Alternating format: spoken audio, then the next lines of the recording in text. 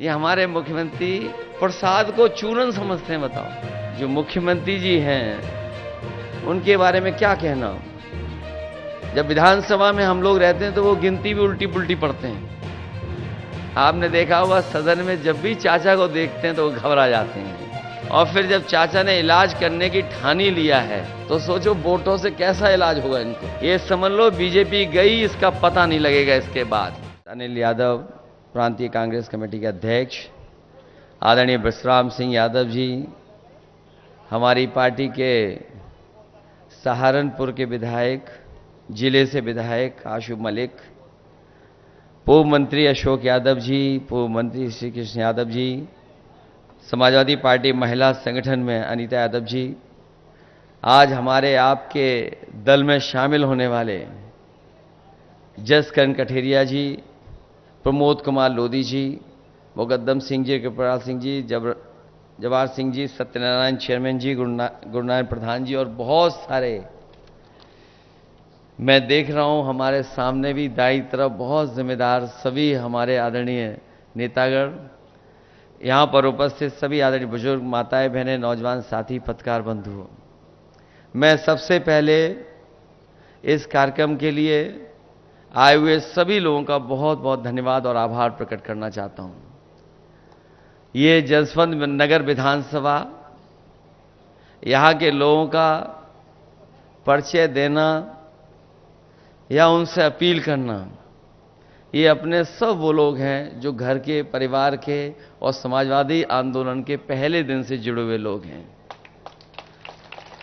और ये बात केवल हम लोग मंच से नहीं कहते हैं, जो विरोधी लोग हैं वो भी ये महसूस करते हैं कि हम और कहीं तिगड़म तो लगा सकते हैं, कुछ और बहाने कर करके वोट को इधर उधर कर सकते हैं, लेकिन जब जसवंत नगर का वोट खुलेगा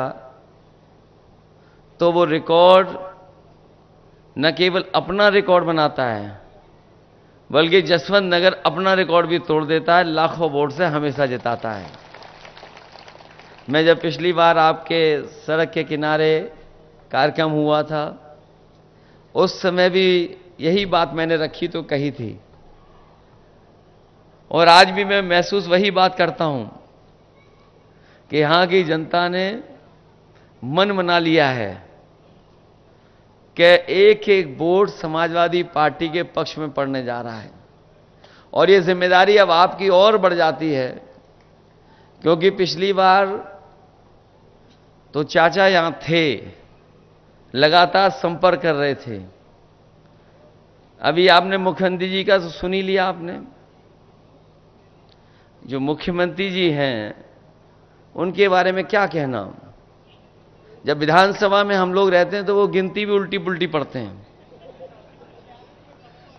एक बार कोई सवाल को लेकर के वो खड़े हो गए और जाने कहां से वो अखबार लेकर के आए और उस अखबार की खबर के माध्यम से कहने लगे कि 46 में 56 भर्ती हो गए थे एसडीएम। और उस दिन से लेकर के आज तक हम लोग कई जगह पर कई माध्यम से पूछते रहेंगे, भाई वो कम से कम 46 से 56 वाली सूची तो दे दो। और अभी पता नहीं क्या भाषण दे के गए जो प्रसाद को चूरन समझते हैं। बताओ, ये हमारे मुख्यमंत्री, आपने देखा होगा सदन में जब भी चाचा को देखते हैं तो वो घबरा जाते हैं। तो जब जसवंत नगर में आए तो स्वाभाविक था कि उन्हीं के क्षेत्र में आए, और ऐसा नहीं कि उन्हें नहीं पता था, बस वो वोट मांगने की औपचारिकता करके गए हैं। उनकी जो एजेंसी के लोग हैं या जो हमारे आपके आसपास खाकी वर्दी के लोग खड़े हैं और एक आध और भी कहीं छिप के खड़े होंगे जो भाषण नोट कर रहे होंगे, वो खुद सूचना दे देते हैं कि ये लाखों लाख वोट से आप जसवंत नगर से हारने जा रहे हो। और आज तो जसवंत नगर है और तारीख 1 मई है। ये समझ लो बीजेपी गई, इसका पता नहीं लगेगा इसके बाद। और फिर जब चाचा ने इलाज करने की ठानी लिया है तो सोचो वोटों से कैसा इलाज होगा इनको। ये जनता तैयार है। हमारे गुजरात के छत्री भाई लोग तो तलवार से नहीं, इस बार मतदान से, मतवार कर रहे हैं, उससे इलाज कर रहे हैं। और जसवंत नगर वाले भी इस बार अपना एक एक वोट डाल करके भारतीय जनता पार्टी के लोगों का इलाज करने के लिए तैयार हैं। ये वो लोग हैं जिन्होंने सब कुछ उल्टा पुल्टा कर दिया है और ऐसा उलझा दिया है देश को और तमाम चीजों को कि अगर ये नहीं हटेंगे तो हो सकता है ये संविधान को भी बदल दें। कई बार हम लोग इस बात को कहते हैं कि संविधान बदलेंगे, तो पत्रकार साथी और बीजेपी के लोग ये तर्क देते हैं कि संविधान कैसे बदल जाएगा। मैं उनसे जवाब में कहता हूं कि याद कीजिए कि भारतीय जनता पार्टी ने एक दिन फैसला ले लिया और फैसला लेकर के सब नोट बंद करा दिए। क्या किसी पत्रकार को पता था? क्या किसी जनता में किसी सदस्य को पता था?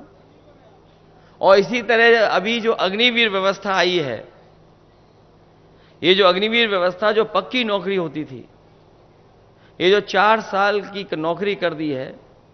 हमारे यहां बहुत सारे लोग ऐसे होंगे गांव के जो फौज में जाकर के न केवल उन्होंने सीमा पर देश की रक्षा करने का काम किया, बल्कि अगर उनके परिवार की आर्थिक और सामाजिक स्थिति देखोगे, अगर वो फौज में भर्ती हो गए तो उनके घर परिवार की सामाजिक और आर्थिक स्थिति भी बेहतर हो गई और नई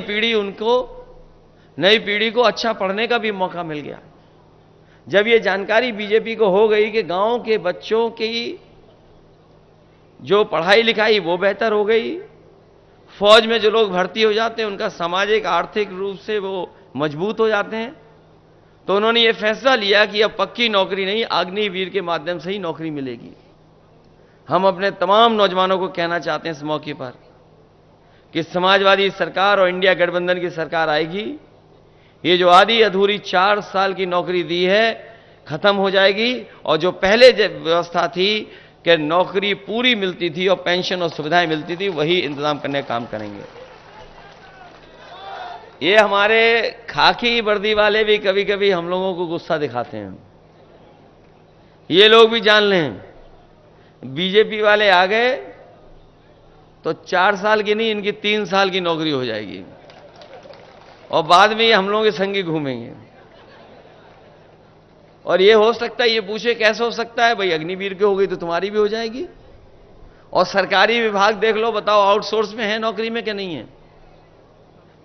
क्लास 4, क्लास 3 धीरे धीरे सरकार ने आउटसोर्स कर दी। न केवल नौकरियां सरकारी विभाग में आउटसोर्स की हैं, बहुत से विभागों को आउटसोर्स कर दिया। ये जो आरक्षण ना खत्म होने की बात बीजेपी के लोग अब कह रहे हैं, वो इसलिए कह रहे हैं कि पीडीए परिवार से सब लोग जुड़ गए और जो बहुजन समाज के लोग हैं वो ये समझ रहे हैं कि बाबा साहब भीमराव अंबेडकर जी का जो संविधान दिया हुआ था उसको भी ये बदल देंगे। ये बदले ना बदलें, लेकिन उस रास्ते पे ये लोग चल रहे हैं। सोचिए आप, अगर विभाग में प्राइवेट हो जाएगा तो क्या आरक्षण लागू होगा क्या उसमें? ये जो हवाई जहाज वाला विभाग था जिसमें लगभग 1 लाख लोगों को नौकरी मिलती थी, ये कुछ वर्षों से प्राइवेट कर दिया गया है। अब बताओ, प्राइवेट में जाने के बाद क्या आरक्षण मिल रहा है किसी को? इसी तरह और विभाग हैं, बीएसएनएल है, ये सरकारी विभाग, टेलीफोन वाले थे, ये सब प्राइवेट हो गए। ये पानी के जहाज जिस विभाग से चलते थे वो प्राइवेट हो गया। बीमा कंपनियां प्राइवेट होने जा रही हैं, बैंकें प्राइवेट होने जा रही हैं। तो सोचिए, अगर वो आरक्षण नहीं खत्म करना चाहते तो आखिरकार प्राइवेट के रास्ते पे क्यों जा रहे हैं? इसलिए घबराए हुए हैं भारतीय जनता पार्टी के लोग। और घबराने का नतीजा देखिए, जो कभी आरक्षण खत्म करना चाहते थे वो आरक्षण के पक्ष में बोल रहे हैं। लेकिन मैं अपनी जनता को सावधान करना चाहता हूं कि भारतीय जनता पार्टी के वो लोग हैं जिन पर भरोसा नहीं किया जा सकता। इन पे भरोसा तो बिल्कुल नहीं किया जा सकता। और अब तो इनकी और पोल खुल गई। ये अलग बात है कि इलेक्टोरल बॉन्ड जो आए थे उससे तो पोल खुली इनकी, जहां पर इन्होंने चंदा नहीं वसूला था पैसा। हम और आप लोग एक दूसरे का सहयोग मदद करते हैं तो क्या थोड़ा बहुत चंदा देते हैं? कभी 500 रुपए, 1000, 2000, 5000, बहुत संपन्न होंगे तो लाखों में दे सकते हैं। लेकिन इस तरीके से कोई चंदा नहीं देता था। सब सीमाएं लांघे भारतीय जनता पार्टी के लोग और दबाव बना करके अपने सरकारी विभागों का, सोचिए कितना चंदा लिया इन्होंने। कई ऐसी कंपनियां हैं जिनके पास मुनाफा नहीं है, जिनके पास कोई कारोबार नहीं है, टर्नओवर नहीं है, लेकिन उसके बावजूद भी अपने टर्नओवर से ज्यादा चंदा दिया है। और कोई कल्पना नहीं कर सकता था कि 1,000 करोड़, 500 करोड़, 400 करोड़, 300 करोड़ तक चंदा दिया है।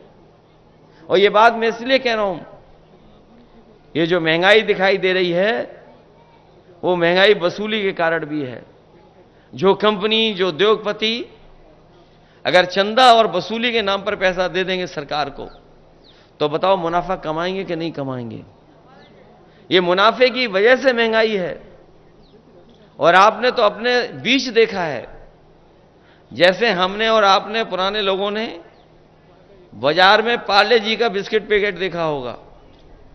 पहले कितना बड़ा पैकेट आता था, पहले इतना बड़ा पैकेट था। जैसे जैसे महंगाई बढ़ी और कंपनी को मुनाफा कमाने के लिए फैसला लेना पड़ा तो पैकेट छोटा होता चला गया। अब बताओ पैकेट कितने का मिलता है? अब 5 बिस्किट का पैकेट हो गया। पहले इतना बड़ा था, अब इतना बड़ा हो गया। और ये सरकार में आ गए तो हो सकता है 1 बिस्किट का ही पैकेट बना देंगे लोग। और आपने तो खुद देखा है, बताओ बोरी से कितनी खाद चोरी हो गई। पहले 5 किलो और फिर अब कितनी और चली गई? 5 किलो और चली गई। ये सरकार में आ गए तो और 5 किलो चली जाएगी। बाद में आपको हो सकता है खाद पाउच में लानी पड़े। ये स्थिति पैदा कर दी इन्होंने। और जिसको लेकर के ये बहुत प्रचार करते थे, अब वो बात खुल गई। फिर ये लोग हमें और आपको सबको वैक्सीन लगवा रहे थे और जबरदस्ती वैक्सीन लगवा रहे थे। हमें लगता बहुत कम लोग होंगे जो हमारे जैसा फैसला लिए होंगे कि वैक्सीन नहीं लगवाएंगे। हमारे जैसे कम ही बचे होंगे। तुम्हें तो डॉक्टर ने मना की होगी तो एक तो हमने नहीं लगवाई। अब तो बात खुल गई ना। और सोचिए कंपनी को क्या कहना पड़ गया। कंपनी ने खुद हाई कोर्ट में कहा कि हां, इस वैक्सीन के बाद लोगों का हार्ट अटैक या हार्ट संबंधी बीमारियां बढ़ी हैं। अब सोचिए जिनके घर में सर्टिफिकेट होंगे, जो वैक्सीन के सर्टिफिकेट आप लोगों ने रखे हुए हैं, उसको देख करके आप वोट किसको डालोगे? आप बताओ। जब सर्टिफिकेट दिखाई देगा तो कोई भी भारतीय जनता पार्टी को वोट नहीं दे सकता। अलग तरह की चिंता डाल दी मन में कि पता नहीं कल क्या हो जाएगा। तभी तो क्या कहते थे कि अफसर ढूंढना चाहिए, कोई नारा दिया था उस समय उन्होंने। तो सोचिए क्या अफसर ढूंढा उन्होंने कि वैक्सीन वालों से भी इन्होंने चंदा वसूल लिया। इसलिए बहुत से ऐसे सवाल हैं जिसका जवाब भारतीय जनता पार्टी के पास नहीं है। लेकिन सबसे बड़ा सवाल जनता के बीच में यही है कि ये संविधान बदल देंगे और संविधान बदलने के बाद हमारे अब के अधिकार छिन जाएंगे। हमें आपको जो सम्मान मिलता है वो भी ये छीनना चाहते हैं। और सच्चाई तो ये है कि बाबा साहब भीमराव अंबेडकर जी का दिया और संविधान ही हमारी संजीवनी है, जो हमें आगे बढ़ने का मौका देता है। यही संविधान हमें अधिकार देता है 1 वोट का। और ये अगर संविधान बदल दिया तो हो सकता है भारतीय जनता पार्टी के लोग हमें और आपको जो वोट देने का अधिकार है वो भी छीन लें। इसलिए जहां मतदान के लिए आप जाएंगे वहीं सावधान रहेंगे और सावधान रह करके अपने बूथ की रक्षा करने का काम करना। क्योंकि इस समय चाचा यहां ज्यादा समय नहीं दे पा रहे हैं, उन्हें भी चुनाव लड़ना पड़ रहा है और लड़ाना पड़ रहा है। तो उनकी भी इच्छा हम लोगों ने पूरी की है। तो कम से कम 1 लाख से ज्यादा का जिताने का काम करना, क्योंकि यहां की विधानसभा जिता सकती है। और कोई वर्ग ऐसा नहीं है जो वोट ना देना चाहता हो आपको और हमको। अगर थोड़ा बहुत हम लोग उनसे बातचीत कर लें, बैठ जाएं और उनको समझा ले जाएं, तो मैं समझता हूं हर वर्ग के लोग आपके साथ इस बार मतदान देने के लिए तैयार हैं।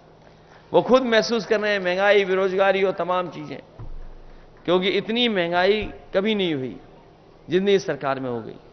जब आज हम और आप लोग 1 मई को है, ये हमारे मजदूर भाई जानते होंगे, आज का दिन पूरी दुनिया में याद करता है मजदूरों को, तमाम उन लोगों को याद करता है जिनका योगदान है काम कर करके समाज और देश को आगे बढ़ाने के लिए। ये जो लेबर डे है, आज की तारीख के दिन योगदान, संघर्ष और उनके किए हुए कामों से जो तरक्की हो रही है उसको सब याद करते हैं। जो साथी कानून को समझते होंगे, इन्होंने कोरोना की आड़ में लेबर लॉ, जिसके लिए मजदूरों को अधिकारों को पाने के लिए मजदूरों को न जाने कितना संघर्ष करना पड़ा था। दुनिया में जहां जहां मजदूर संगठन थे, उन्होंने कई मौकों पर संघर्ष किया। न जाने कितनी बार उन्हें पुलिस से झगड़ा होने की वजह से जाने गई, जाने खोई। न जाने कितने पुलिस के लोग इस आंदोलन में शहीद हुए। उसके बाद जो लेबरों को अधिकार मिले थे, मजदूरों को अधिकार, इन भारतीय जनता पार्टी के लोगों ने कोरोना की आड़ में उन कानूनों को भी ऐसा कर दिया है कि अब लेबर के पक्ष में वो कानून नहीं है। तो सोचिए, आड़ में क्या नहीं कर सकते ये लोग। इन्होंने छिप करके हमारे तमाम मजदूरों को जो कई सौ वर्षों के संघर्ष के बाद जो अधिकार मिले थे, जो उन अधिकारों को छीनने भी काम किया है। इसलिए इनसे सावधान रह करके इन भारतीय जनता पार्टी को हटाने का काम करना। जो पहले और दूसरे चरण के वोट पड़े हैं, उस चरणों में भारतीय जनता पार्टी और उनके सहयोगी लोग बहुत पीछे छूट गए हैं। पीछे छूट गए, इसीलिए उन्होंने अपना 400 पार का नारा बदल दिया। न केवल नारा बदला है, बल्कि उनके भाषणों में आप देखो क्या भाषा का इस्तेमाल हो रहा है। जो भाषा बोली जा रही है वो लोकतंत्र में कोई स्वीकार नहीं कर सकता। और जिस तरह के शब्दों का इस्तेमाल किया जा रहा है, अगर उन्हीं शब्दों को और उन चीजों का अगर हम आकलन निकालें और बैंकों से अगर आंकड़े निकालें, तो शायद भारत में सबसे ज्यादा गरीबों ने सोना रख करके कर्ज लिया होगा। सबसे ज्यादा बैंकों से लोगों ने, गरीबों ने कर्ज अगर लिया है तो सोना रख करके कर्ज लिया है। और यही बीजेपी के लोग जो बड़े बड़े लोगों का कर्ज माफ कर चुके हैं, और इतना नहीं, छोटा मोटा कर्ज नहीं माफ किया है, लगभग 16 लाख करोड़ कर्ज माफ कर चुके हैं उद्योगपतियों का। इसलिए गठबंधन ने और इंडिया गठबंधन ने तय किया है, समाजवादी पार्टी ने फैसला लिया है कि इस बार दिल्ली की सरकार बनेगी तो अपने किसानों का पूरा कर्जा माफ होगा। जिस तरीके से उद्योगपतियों का कर्जा माफ हुआ है, उनका करोड़ों का कर्जा माफ हुआ है, हमारे किसानों का तो लाखों का है, करोड़ों का किसी का नहीं है। जब बीजेपी ने कर्ज माफ करने का फैसला लिया तो इन्होंने जो मानक तैयार किए वो ये कहा कि 5 करोड़ से ऊपर जिन्होंने कर्ज लिया उनका कर्ज माफ होगा। यहां जितने लोग बैठे हैं, आसपास जितने लोग होंगे, किसी का भी करोड़ों में कर्ज नहीं होगा, लाखों में कर्ज होगा। कि हमारे गरीब छूट जाएं, किसान छूट जाएं, गांवों में रहने वाले छूट जाएं, उनका कर्ज ना माफ करना पड़े। इसलिए बीजेपी ने जब कर्ज माफ किया तो यह फैसला लिया कि 5 करोड़ से ऊपर जिन लोगों का कर्ज है वो कर्ज माफ होगा। हम समाजवादी और इंडिया गठबंधन के लोग कहते हैं जो किसानों का लाखों लाख कर्ज है वो पूरा माफ करने का काम करेंगे। अगर उद्योगपतियों का माफ हो सकता है तो किसानों का भी हमारा माफ होगा। इसी तरह राशन को लेकर के इन्होंने गरीबों से वोट ले लिया। पिछला चुनाव था तो राशन में न जाने क्या क्या दे रहे थे, और अब जो राशन आ रहा है उसमें बताओ क्या आ रहा है। ये आपका स्वास्थ्य बेहतर करने के लिए दे रहे हैं। सोचो, पहले दे रहे थे रिफाइंड तेल, नमक और न जाने क्या क्या देना चाहते थे, और वोट ले लिया, सरकार बन गई। अब बताओ राशन में क्या दे रहे हैं। वो इसलिए बाजरा दे रहे हैं कि आपका स्वास्थ्य बेहतर हो। और ये हम अपने गरीबों को कहना चाहते हैं, न केवल राशन की गुणवत्ता बेहतर करेंगे, बल्कि जिस तरीके से संपन्न लोग या जो शहर में रहने वाले लोग पैकेज्ड आटा खा रहे हैं, वो स्वादिष्ट भी है या उसमें गुणवत्ता भी है, पौष्टिक भी है। समाजवादी सरकार और समाजवादी लोगों ने तय किया है कि अपने गरीबों को भी पौष्टिक आटा के साथ साथ डाटा फ्री दिलाने का काम करेंगे। और डाटा इसलिए कि दुनिया में बड़ा ताकतवर देश है अमेरिका।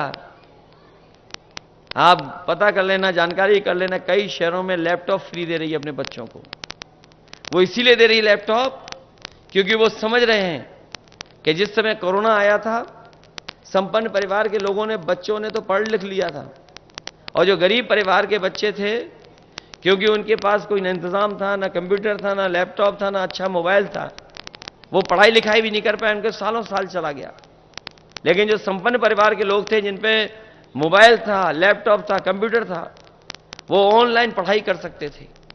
और हम तो ये कहते हैं कि जो समाजवादियों ने लैपटॉप दिए थे वो उस समय भी इस्तेमाल हुए और आज भी जहां होंगे वो आज भी चल रहे होंगे। और जब कभी भी ऑन करते होंगे तो उसमें नेताजी और हम ही लोग दिखाई देते होंगे। उसकी भी नकल कर ली हमारी इस सरकार ने। हम लोगों ने इतना बड़ा दिया था लैपटॉप, इनने इतना कर दिया उसको, और उसमें उंगली घुसते रहो तो वो चले नहीं चले पता नहीं। और 100 नंबर की भी नकल कर ली। एम्बुलेंस खराब कर दी। एम्बुलेंस इसलिए दी गरीब की मदद हो जाए, लेकिन एम्बुलेंस भी खराब कर दी। 100 नंबर इसलिए दी थी कि गरीब को भागना ना पड़े, थाने ना जाना पड़े, अगर कहीं झगड़ा हो, कहीं भी हो, फोन करे तो उसके पास पहुंच जाए। और जब से इन्होंने 100 से 112 किया है तो इन्हें पुलिस वालों को ही लगा कि जब सरकार ने नंबर बढ़ा लिया तो हम भी अपनी वसूली बढ़ा लें। तो ये स्थिति पैदा हो गई सरकार में। इसलिए हम आपसे निवेदन और अपील करने आए हैं कि ये चुनाव मैनपुरी का पूरा देश देखेगा, पूरा देश की नजर होगी यहां पर। ये मैनपुरी नेताजी की वजह से और आप लोगों की वजह से पूरे देश में इसकी पहचान है। कम लोकसभाएं होती हैं जिनकी पहचान देश में बन पाती है, और जो वीआईपी लोकसभा जिनको गिना जाता है, माना जाता है, ये मैनपुरी भी वही लोकसभा है। इसलिए पूरे देश की नज़र होगी। जब आपने बाई इलेक्शन में मेहनत करके और साथ लेकर के इतने बड़े वोटों से जिताया था, हमें उम्मीद है कि ये तो परिवर्तन और सरकार बनाने का चुनाव होने जा रहा है और बीजेपी को हटाने वाला चुनाव होने जा रहा है। इसलिए आप सब लोग मिलकर के पहले से ज्यादा वोट देकर के समाजवादी पार्टी को रिकॉर्ड मतों से जिता देना। यही निवेदन, यही प्रार्थना, यही अपील मैं आपसे करने आया हूं। ये क्षेत्र तो वो है जो चाह लेगा वो हो जाएगा, और हमें भरोसा है कि सब लोग मिलकर के मदद करेंगे। बहुत बहुत धन्यवाद। अगर आप ये वीडियो YouTube पर देख रहे हैं तो हमारे चैनल को सब्सक्राइब करें और बेल आइकन को दबाना ना भूलें। अगर आप Facebook पर ये वीडियो देख रहे हैं तो हमारे पेज को लाइक करें।